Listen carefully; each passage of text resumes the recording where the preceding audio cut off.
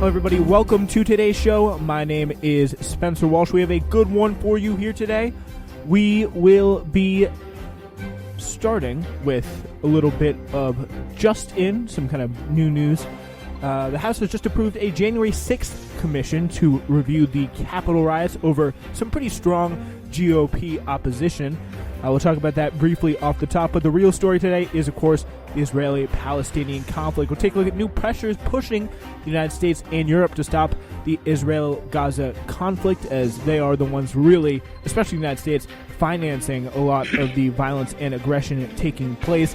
We'll take a look at the general strike of Palestinian workers that really made a surprising dent in Israel's day-to-day economy.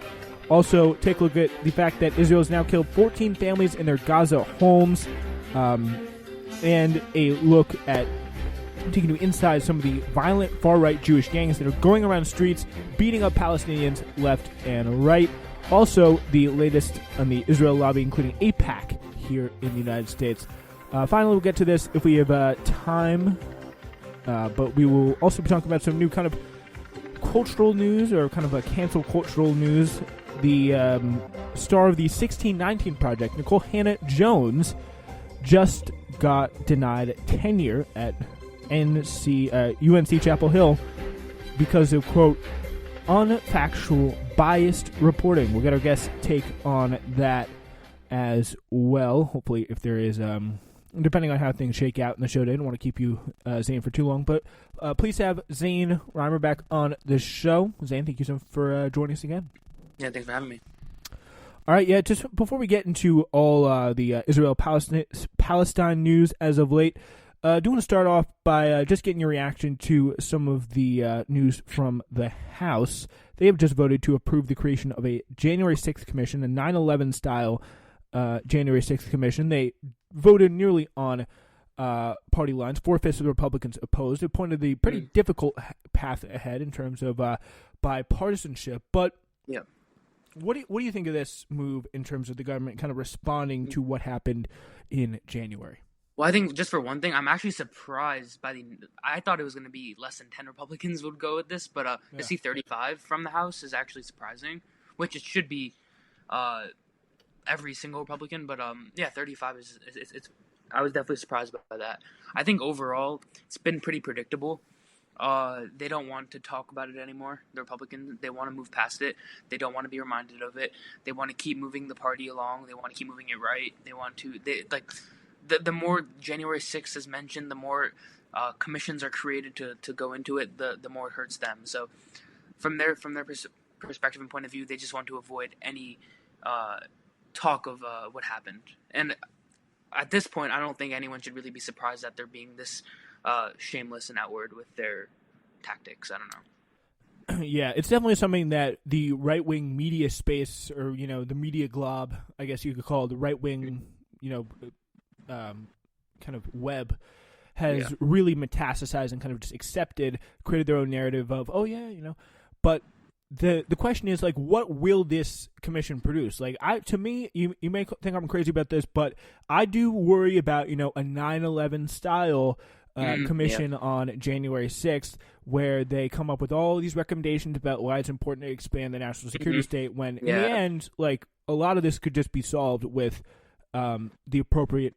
amount of Capitol Police at the scene guarding the Capitol. And it was an event that was, the only people who ended up dying were the protesters. Like, no Trump, I think it's actually been proven that the officer died indirect, like, the cause of the Brian Sicknick's death was not really directly related to a protester. So does that worry you at all, what this commission could do? Do you think they have, or do you think they have, like, the best motives at heart?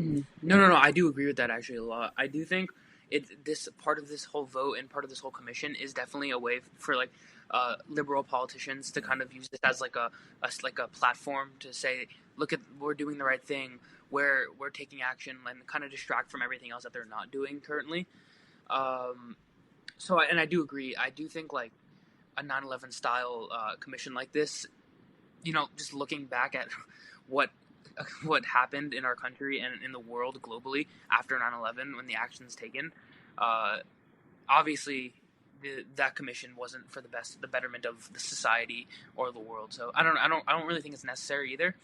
I do think though that Republicans really want to avoid any confrontation they can with what happened and are just completely trying to get away from that. Yeah, and it's going to be interesting to see if that has any kind of broader political hurt down the line. I don't think any either of the political parties are in a very good spot right now politically. Yeah, that's very true. Yeah, just because of who they're appealing to, and but that's a whole other conversation. And I also think that I don't think people, honestly, I don't think most people in America, I don't think they care anymore. Yeah, I would agree. I would agree. The normal person who doesn't spend all day on political liberal Twitter, and who's just like working and like just going about life in this new administration and new times, like don't really care about, as bad as it was and as much of a stain on our country for centuries to come it's going to be. It's definitely not on everyone's mind as much as the politicians want you to think. Yeah, that is for sure. I definitely think the people trying to get a job again are like, oh, we got to hold the Capitol rioters accountable. I want more stimulus checks. Yeah, exactly. Yeah, speaking of an area where one party definitely should be held accountable, that is Israel and Palestine. The conflict going on over there, it's continuing. First of all, though, I just want to start from the top. What has your reaction been to this recent outburst of violence? Of course, starting with the violence from the attacks at Sheikh Jarrah, the neighborhood, and the Al-Aqsa Mosque, and kind of everything that followed. Yeah, well, it was. I remember the when the videos first came out.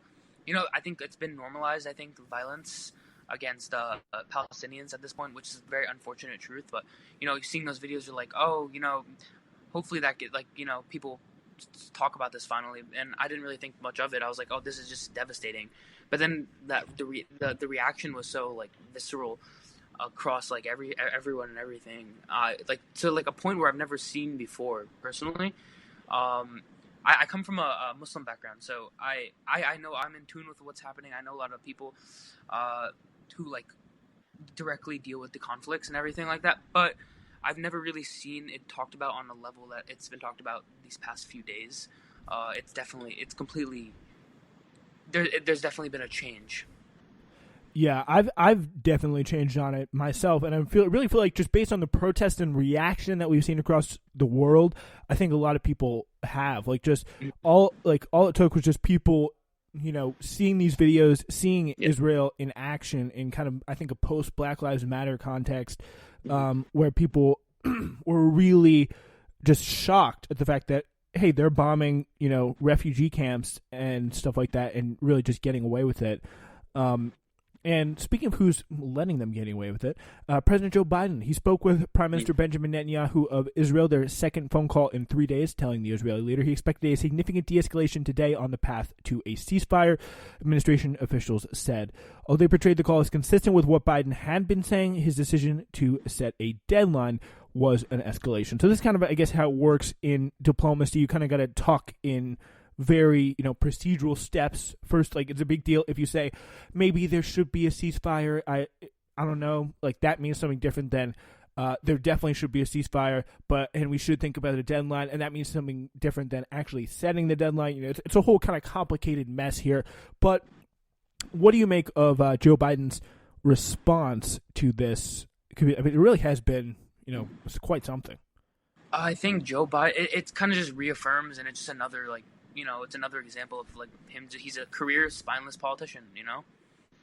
He's been this way for decades. Go back to his old speeches from the 70s and 80s, where he spoke the same way about Israel, actually more intensely. Where he says that America needs a place like Israel. If Israel didn't exist, that we would need to create our own Israel. It's I'm not really surprised. It is very disheartening and sad to see his reaction, to see how he didn't even mention, for the most part, the casualties of Palestinian children, Palestinian people in general, and he really made Israel the one and only victim of this what is going on in the area. But I'm to be honest, I don't think I'm surprised. I don't think many people on the left are surprised either. Yeah, it's certainly not surprising, and it really shows you how much there could be protests, there could be a huge shift in public opinion, but on this issue, it really seems like the kind of national security state, the American state as a whole, is not really budging on this. Like, the best you can do in this situation is, or it's going to be a lot harder to have them budge. But like the best they can do on this is literally, Hamas should stop its indiscriminate rocket fire. And not obviously talking about the fact that 90% of those are stopped by Iron Dome. Obviously wouldn't like to see them in the first place, but that of course ignores the context of however many years, like 60, 70 years of occupation and ethnic cleansing and all the stuff that's been going on. And it really does see kind of the back and forth between. I really think you could pretty much draw a straight line to and really compare Biden's reaction on something like not giving sanctions to Mohammed bin Salman after the Khashoggi killing when he had the opportunity to. The CIA was like, yeah, he had Khashoggi chopped up. And Biden did nothing. And same thing here with Israel. And it's, I think in large part because Israel is a client state. When Biden says, if there wasn't an Israel, we'd had to make it, it's not because he really cares about, keeping the Jewish people safe. It's because he cares about protecting U.S. interests. And I think Israel does that quite well. What do you think about that? Oh no, that's exactly it. He couldn't care less about the Jewish homeland or anything like that. It's about the United States interests. He wants to keep a good relationship with Netanyahu. What's interesting, actually, Netanyahu, he said famously that Obama's administration was the most anti-Semitic of all time, and Obama's administration was extremely lenient on Israel. Yeah, it was a big move. It was a big move when they abstained from a vote about settlements in Israel. Not even when they voted against it, when they abstained. So yeah, exactly. So I think Biden is he learned in quotes from that and knows he needs to kind of give in to more demands. Which I don't. What I'm feeling to see, which is what baffles my mind about all of this too, is just that today I was watching Bernie, his speech on the floor, right? And it's Bernie's defending Palestinian human rights, and he's talking about how Israel's government is and Netanyahu, how corrupt and how they're mistreating almost so many people. And then you have next is John Cornyn and Rick Scott defending the Israeli government and bashing Bernie and the left, who they say are trying to ruin everything. It's I feel like the moral sides are pretty clear here, and Biden being on the same side as someone like Rick Scott is a pretty alarming thing. Yeah, it really shows you that one of the things I think that a lot of people, especially, kind of Israel supporters for a long time, have really benefited from is the fact that this is for a long time, it's been a nonpartisan issue. You got people like Kamala Harris and people like Donald Trump going to the AIPAC convention and pledging their, undying love and support for the Israeli state. But on the other hand, you do have a pretty kind of, especially with Benjamin Netanyahu's urging here, a real alignment with the Republican Party, and it's a kind of association with the Republican Party that could lead to mainstream Democrats really turning against Israel, which could be a big problem. And people may start to ask the question, which is a very hard question to get Americans to ask, is hey, why are we giving all these millions of dollars a year to this state? Netanyahu himself did not comment on the conversation with Biden, or specifically if Israel was de-escalating. But in a Twitter post afterward, he said, I especially appreciate the support of our friend at POTUS, Joe Biden, for the state of Israel's right to self-defense. But he has had a little bit of trouble taking the stance Biden has at the United Nations. The killing of so many civilians inside Gaza has roiled the Democratic members of Congress as well. Representative Rashida Tlaib, a Democrat of Michigan, confronted Biden during his trip to a Ford power plant, and a pretty memorable picture emerged from that, and pleaded with him to address the growing violence in the region and to protect Palestinian lives. I don't know. Hopefully we see some sort of, real change on that. Maybe it got to him in a little bit, but, I'm not entirely sure. I'm not entirely sure it did, despite Rashid Tlaib's best efforts. Yeah, no, I doubt that change anything, because I don't really think at this point in his career, his long political career, he's really cares too much about what other people are feeling if it's not going to help his best interests and the interests of the American political sphere. But and back to what you're saying about Netanyahu, I've never really seen something as like transparent as him just retweeting and sharing on his personal verified account a PragerU video. Yeah. A PragerU video, literal right-wing propaganda defending his own military and his own government. It's truly like, it's such a transparent effort and just thing that's happening right in front of everyone's eyes, and it's so shocking that so many people still don't really seem to care.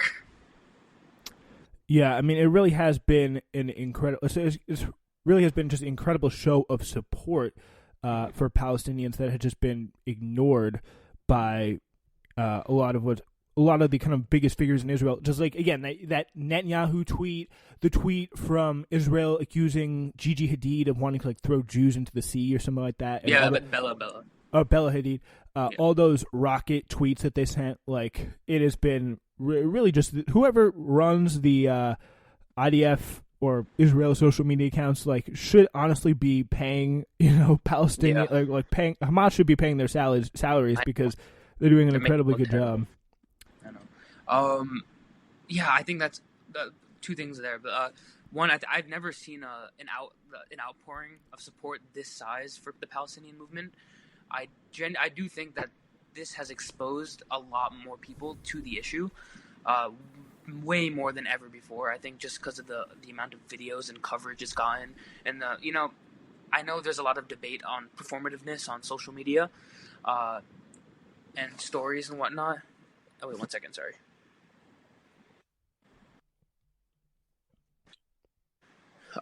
Yeah, so I've never seen an outpouring like this. I think. Oh, so we're talking about performativeness. All right. Yeah. So there's a big debate on performativeness, I think, throughout our generation specifically, about what actually helps. Do people actually care about the issues? Are they just posting about it to get the views? But I do think that with an issue like this, with such clear human rights violations like this, just getting any awareness and any message spread out there as fast as possible is always the best thing.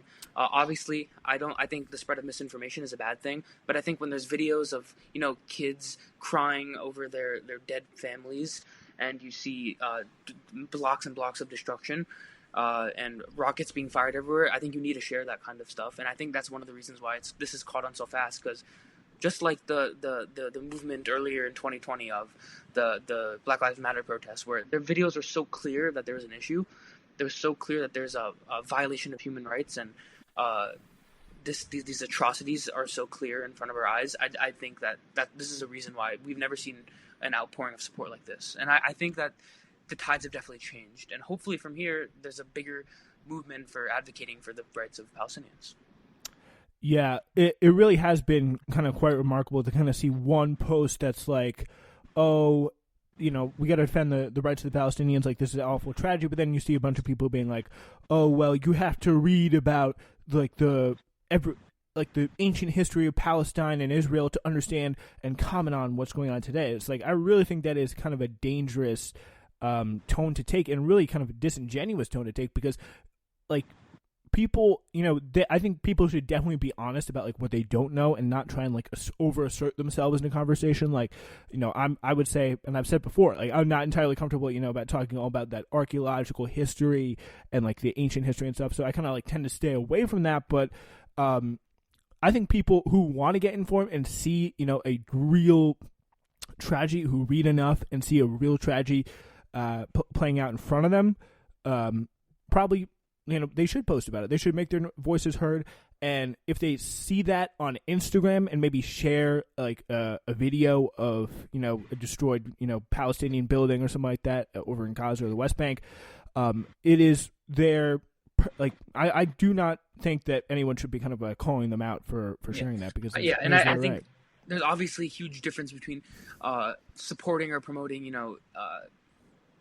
anti-Semitic like conspiracies or things like that. Like that's very clear, and no one should be supported who's doing that. But I think people shouldn't get it confused that supporting the Palestinian movement is inherently like anti-Semitic or anything. I think that's a pretty bad, like a bold claim that is easily not true. Yeah, it really is a very kind of convenient vehicle for kind of pro-Israeli, which is not necessarily, Jewish actors, because you can't associate, and there's plenty of Christians who are incredibly pro-Israel too. And, I think it's important to kind of separate and kind of put in one corner, what, Jewish people as a whole think or pro-Israel people think, because I think there is a pretty solid difference there. And then kind of having those debates very much on their own terms. And speaking of some good news here, get some good news in for at least a little bit. About 100 East Jerusalem residents have been working for years as street cleaners in Modin. They'd never seen any friction or conflict between them and the city's residents. Every day they would leave Shoafat, arrive at the checkpoints at 5:30 a.m. in the Israeli city, collect garbage until the afternoon, and go home. These residents of East Jerusalem, Palestinian residents, are pleased with how their city looks, and at one time send messages to the municipality complimenting the cleaners' work. But on Tuesday, as a result of the strike called by the Higher Arab Monitoring Committee in Israel to protest the situation in Gaza and the country's mixed cities, the longtime cleaners did not come to work. In the evening, other Arab workers came to the city to clean the streets. The residents' response surprised the cleaners. "This is the perfect time to fix the distortion and start to employ only Jews," was the response, "or Arabs who are loyal to the state of Israel and declare so openly," one resident wrote to City Hall. Another added, "Fire them. It's identifying with terror," another raged. "Now employ only Jews and they can go to hell." Only one resident countered these comments, writing, "People are losing their homes and lives these days, but Modin's garbage hasn't been collected. Too bad that the garbage that comes out of people's mouths is harder to collect." Well, here to that one. But Yeah, for sure. Avi Mizrahi, the chairman of the Union of Cleaning Companies, who is also the employer of these workers, said some wanted to come to work, but when they got to the checkpoints, they were subjected to pressure not to break the strike. "We felt their absence all over the country. We can't work without them. They are part of us." According to the organization, 6.5% of all of the Arab cleaning workers didn't come to work Tuesday. And while in Modin's case, the calls to fire the striking workers were ignored, other cases workers were dismissed after being warned they'd be fired if they didn't show up. But according to the Higher Arab Monitoring Committee, the level of response to the call of strike was unprecedented. Mudar Yunis, chairman of the Committee of the Arab Local Council Heads, said he believes that more than half the Arab public participated in the strike. Everything was closed. People had the quiet protest to remind the Israeli public that we are a substantial part. You can't manage without Arab citizens. Joint List Chairman Iman O'Day added, "From doctors to taxi drivers to high-tech workers, everyone joined the general strike as an active unity that's a source of pride for Arab citizens." So a little bit of good news there, really showing how much influence that the Arabs have living as second-class citizens in kind of what many view as their own lands. And definitely a really cool story to see. What's your reaction to this strike? Oh, that I didn't know about that, but that's an amazing story. I think it shows, as much as Israel can pretend that the Palestinian people don't deserve the same rights as they do, or belittle or demean them or take away their humanity. They have always, and they will continue to play such an important role in that area. And I hope that all of this kind of I hope all this kind of adds fuel to that idea where it's like, actually it's time to start some sort of change within the area. Because I do know that there are a lot of Israeli people who are definitely not for the Netanyahu administration and are not for the Israeli government.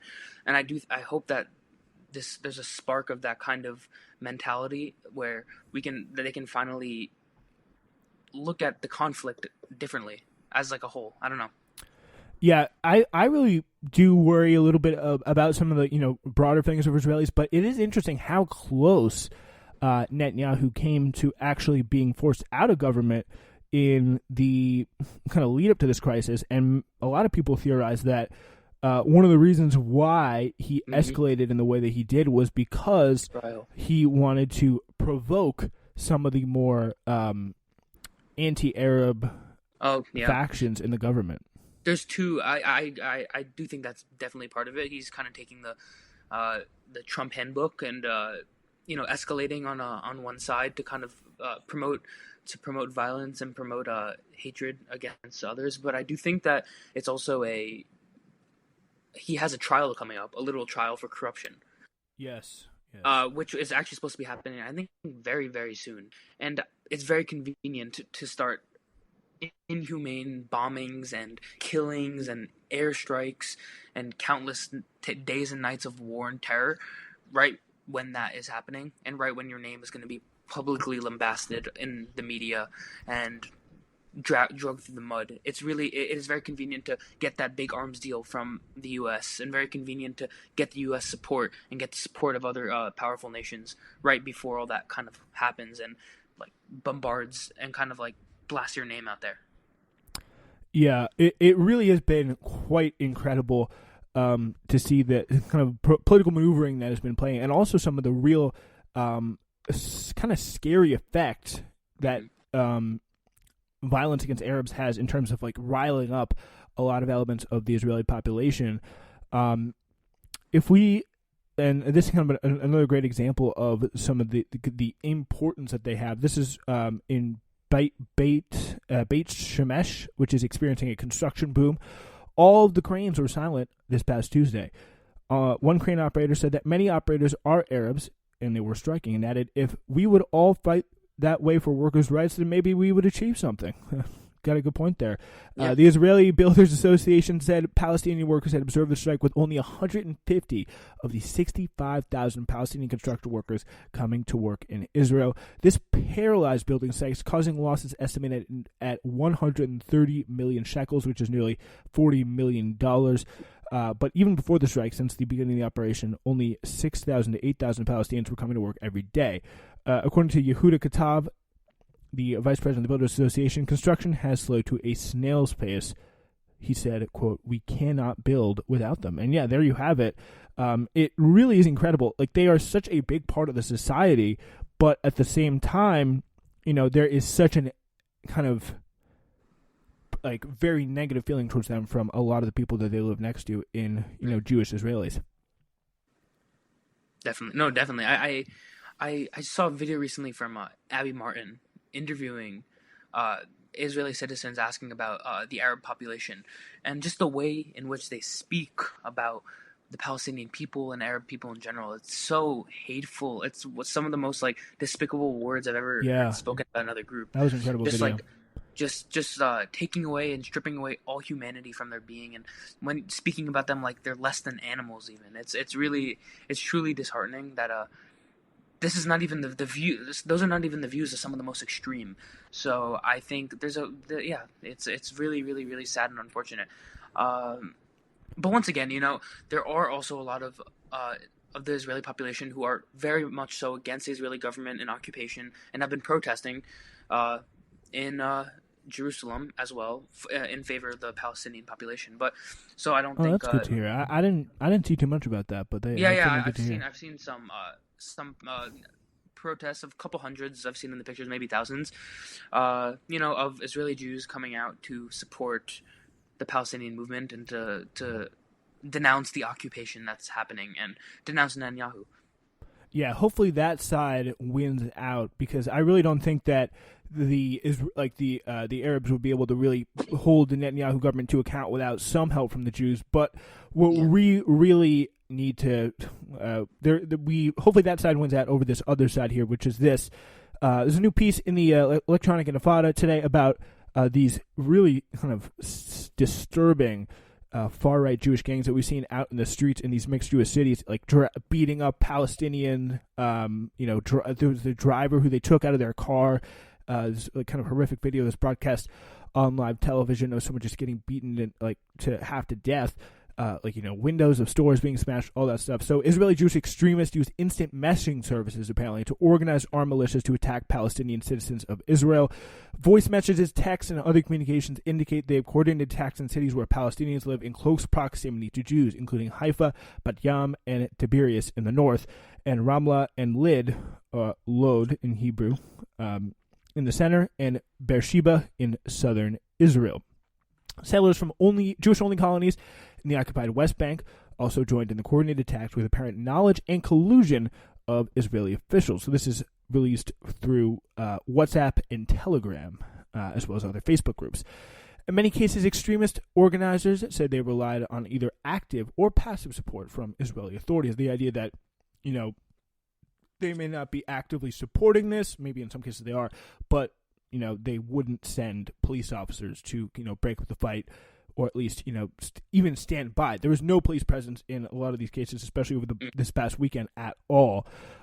Israeli resource organization Fake Reporter and Hablock intercepted messages from some of these groups and reported what they found to Israeli police as a, quote, ticking time bomb. It's painful to know, despite our attempts, very little was actually done, Fake Reporter said. No one in the authorities could claim that they did not know. So they were made aware by these groups of these threats and these organizations. In screenshots from the groups posted by Fake Reporter, members talked about the types of weapons that they may want to use and made plans for where to meet up in order to attack Palestinians and burn mosques. They engaged in virulent racism and incitement against Palestinians. The messages were released in the context of these recent attacks by extremist Jewish Israelis on Palestinians, their homes and businesses, as Israel escalated the military, the government escalated its attacks on occupied West Bank and Gaza over the last week. We are no longer Jews today, one user wrote in a Telegram group titled "A People for Holon, Bat Yam, and Rishon LeZion Go Out to Bring War."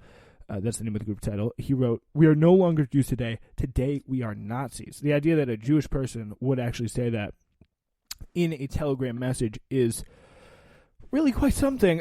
Just to say that videos posted by Hablock are apparently filmed on the 12th and 13th of May, showing people in or heading to Bat Yam chanting "Death to Arabs." Very, very disturbing stuff. On the 12th of May, a large mob of Jewish Israelis dragged a Palestinian out of his car and viciously beat him as an attack that was broadcast live on television. That's what I was referencing before. Just absolutely awful. And I think this is something that Zane has to be recognized as part of the threat here to Palestinians, because you got the attacks on all these civilian sites from the Israeli government, but also you have this really far right group coming out and doing this kind of stuff. Yeah, no, it's truly sad because in the end, right now there is really no one protecting the Palestinians. No one really has the true best interest for the Palestinian people who are just trying to live these normal lives, trying to go to school and try to become, doctors and lawyers, or just trying to work at the local stores, or trying to just make a better life for their families. No one has their interest at heart. And it's really sad to see these far-right extremist groups, breaking stores owned by Palestinians and owned by Arabs, and breaking the glass of those stores, and and chanting "Death to Arabs" while marching through the streets, and just hurting and beating innocent Palestinian people. It's truly sad, and it's one of those things where it's you can't help but just think like when are they just finally going to get their justice? And yeah, it's just challenging. Yeah, it really, really is. It's like it's very much kind of a situation where you see something happening and you think, oh yeah, there should be a massive reaction to this. There should be troops coming in, peacekeeping troops, like some drastic action needs to happen, and then there's just nothing. And a lot of the stuff happens right in front of your face, and you just feel very, very powerless to do anything about it. This victim here of this televised lynching, and that's in Israeli media words, his name is Saeed Musa. He was severely injured before he was evacuated for medical treatment. They asked if I was an Arab, he said. I thought they needed help, and I said, yes, how can I help? He told an Israeli journalist. In a WhatsApp group titled Death to Arabs in Haifa War Group, participants were instructed to bring Israeli flags and meet at the entrance of the old city of Accra, masked. In another WhatsApp group titled Fucking the Arabs, Afula Branch, Death to Arabs, with 165 members, posted a picture of a spear gun. He also wrote that Molotov cocktails would be the weapons. And, these are people who are actively, they've looked at the situation, through whatever means and whatever perspective, and decided we are going to commit terror and actively and go out against these terror groups. And they know, at least it seems, that they have police backing. Adala, a group that advocates for Palestinians in Israel, in Israel, obtained voice messages and internal communications between Jewish extremists coordinating attacks against the Palestinians. All voice notes posted by Adala date to 13th of May, the night many observers called a pogrom. The police won't do anything to us. They will back us up and turn a blind eye, says one Israeli in a voice message to other far-right Jewish activists. The rules are off. Everything's on fire. Head out with guns. Head out with God knows what, says another. Those guys from Yitzhar, they already arrived. 6 buses arrived, says one voice. Says another voice note, like, the police will back us up, in another thing. Like, and there's more evidence that Israel approved this in the first place. It really, I think, adds a completely other dimension to this conflict, that if they are condoning these attacks, like, that I think takes it to a whole another level of seriousness. For sure. Yeah. Oh, I don't even. That's new information, but yeah, I really hope. Yeah. Wow.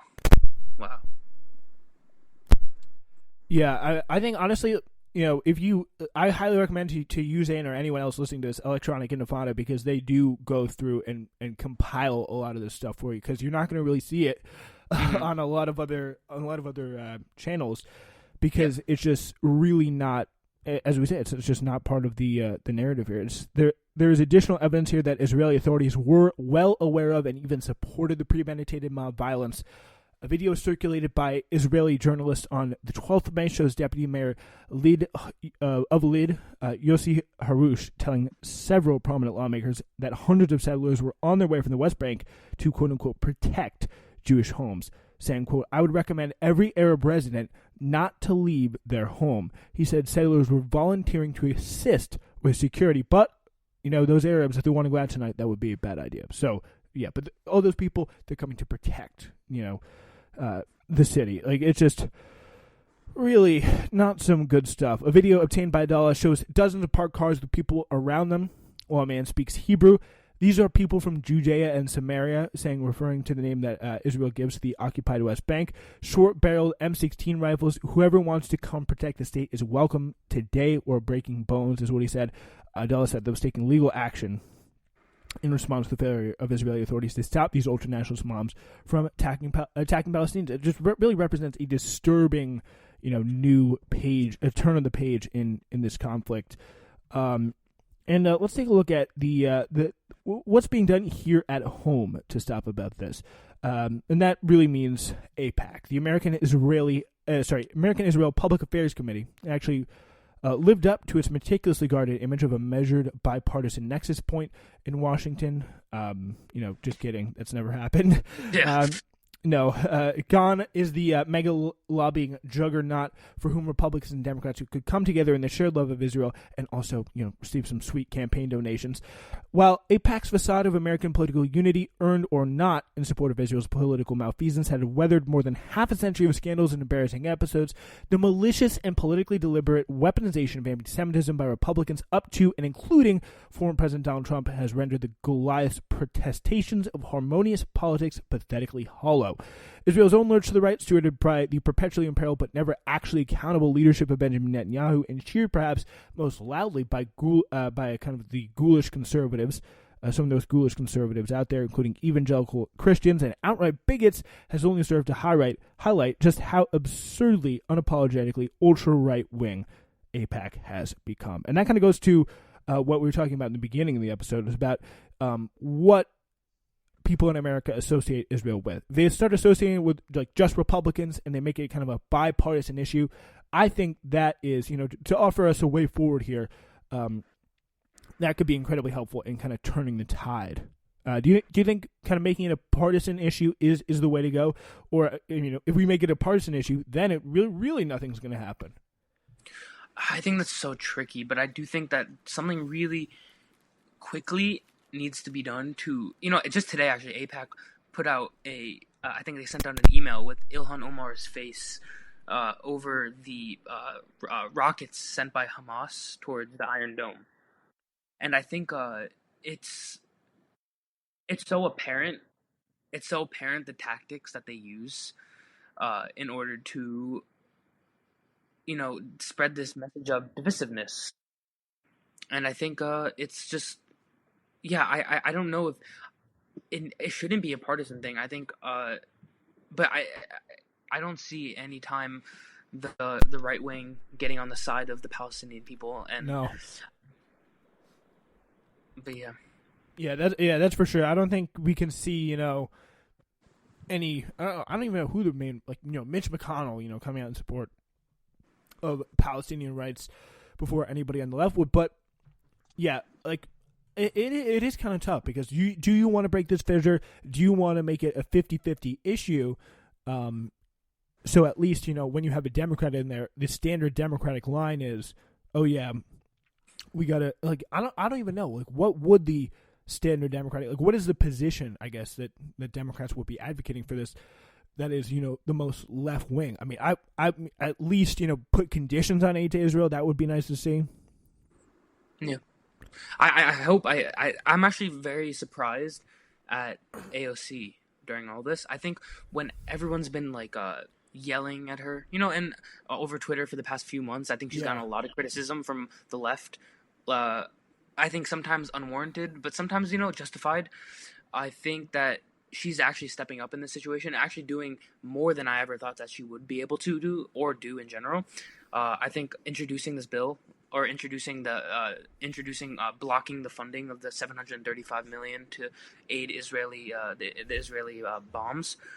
I think that's great. That's a great first step. Obviously, nothing is passing. It's not going to get any support from anyone. But I do think actually it will be interesting to see who does support it and I want to see the vastness of the amount of politicians who actually are who want the money to be sent to Israel. I think it'll be a lot more than a lot of people think. Not people who are in tuned, not people who know how powerful AIPAC is or how powerful our relationship with the Israeli government is, but I think to the people who are just learning about the conflict and who are learning about the severity of what's going on, I think a lot of you and aren't as in tune with the political sphere. I think they're going to be very surprised to see how many politicians are for the aid of Israel. Yeah, that is definitely going to be an interesting kind of point of contention to see, because we have seen for a long time, just really before this kind of crisis broke, there was an effort to put conditions on aid to Israel, I believe started by Representative Betty McCollum, and immediately 330 bipartisan people said no way, no how. I think that's going to be dented a little bit, but still there's definitely going to be a long way to go. Just final question here, Zane, just before I let you go, what needs to happen, do you think, for politicians to take real action on this? Well, we need a younger generation of politicians, I think, as a start. We need movements. We need on-the-ground movements. I think the most important thing is the awareness being spread, more people learning about it, more people getting involved. Educate yourself on the conflict. Well, actually, no, I don't really like calling it a conflict. I mean, educate yourself on the genocide, the ethnic cleansing. Yeah, let's be honest here. Yeah, so I think that's just a word that's ingrained in our heads, but I don't think it's really a conflict at this point. I think it's pretty apparent that it's a pretty one-sided attack on human rights. But I think that we need a lot of on-the-ground movements, grassroots movements, protests happening. You need to raise money and help these the Palestinian nonprofits. Send aid to the Palestinian people in Gaza and West Bank, and just tell your politicians and tell the people in power, the city council, tell the state politicians, tell Congress people and senators in the offices how you feel. Make your voice heard, just like people were doing throughout 2020 with whether it was about Black Lives Matter or the anti-Asian hate. Just kind of make your voice heard. Unfortunately, a lot of the time, the politicians and the people in power don't care, and no matter the amount of protests you have or the amount of people are upset or up in arms about an issue, things don't always change. But the best we can do is spread the awareness and make people aware that there is a clear violation of human rights happening in the world that we can help to stop and we can help to put an end to, and we need to hold the people in power to that standard.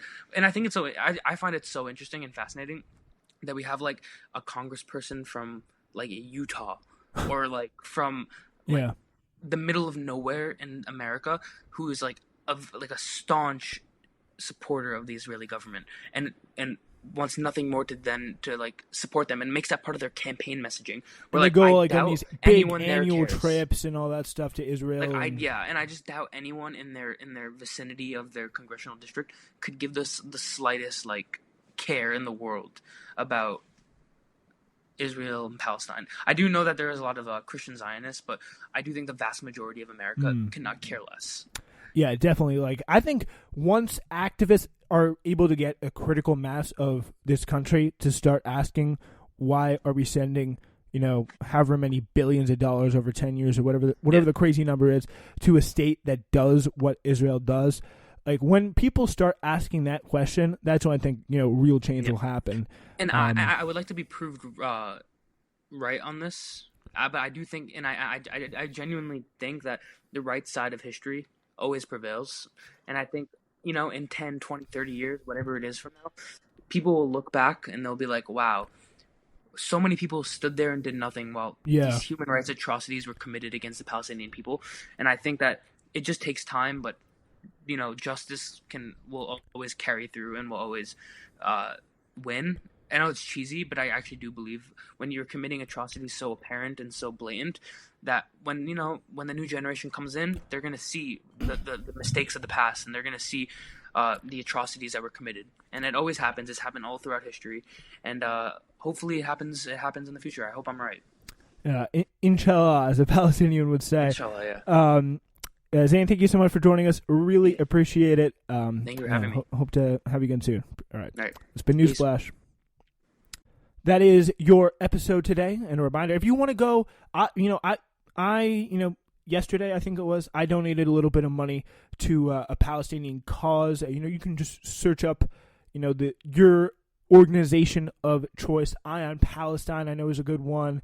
The Canadian, I think there's a Canadian group that donates to Palestinian communities. You can find one, search one up, research it, and find out about what they do. But it is so important, especially now, to continue the support for the Palestinian community. And one day, Palestine will be free. Thank you so much for listening. It's been Newsflash.